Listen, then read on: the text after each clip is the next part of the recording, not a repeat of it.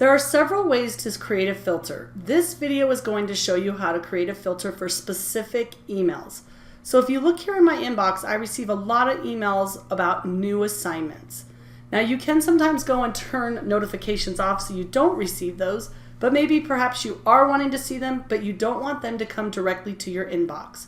So I'm going to go ahead and open one of these up, and I'm going to look to notice that all of them start with the words new assignment, and I'm going to look at who the email is from. So I want to come back and I want to check another one to see, are they consistent, are they the same? Yes, they are. So I'm going to come over here to these three little dots, and I'm going to click on filter messages like this. So I'm looking for any messages that are from this email that have the subject new assignment in it. The reason I'm putting in the subject here is because I receive other emails from this email address too, and I only want these ones that are about new assignments to be filtered. So once I've made my choices on this first screen, I'm going to click on Create Filter, which brings me to the next screen where I'm going to make additional choices. So I want to choose to skip the inbox.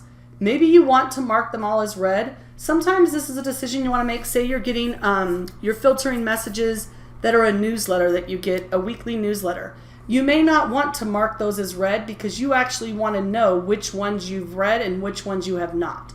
So I'm going to keep this mark as unchecked right now. We're not going to choose the starred option because obviously I don't want to star them. They're not important. I just want them to filter into a folder. And that's where I'm going to choose Apply the Label. Labels show up on the left-hand side of your Gmail. And basically what a label is a folder.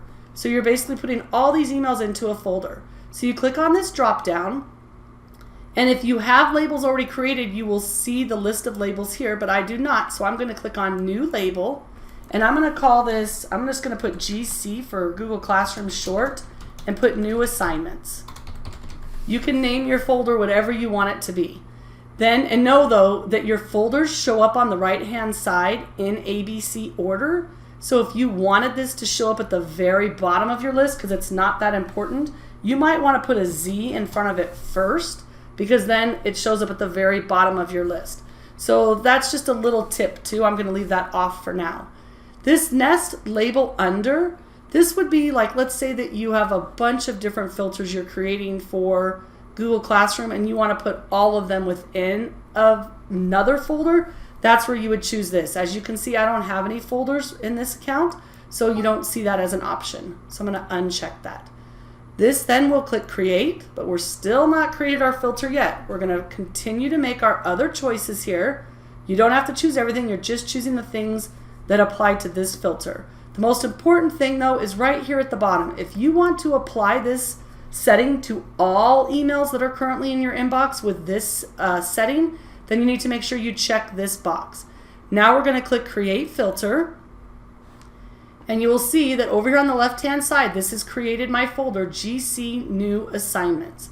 So if I click on this, it opens up that folder. Oops, let's click on this little arrow here to go back to, and let's click on this folder.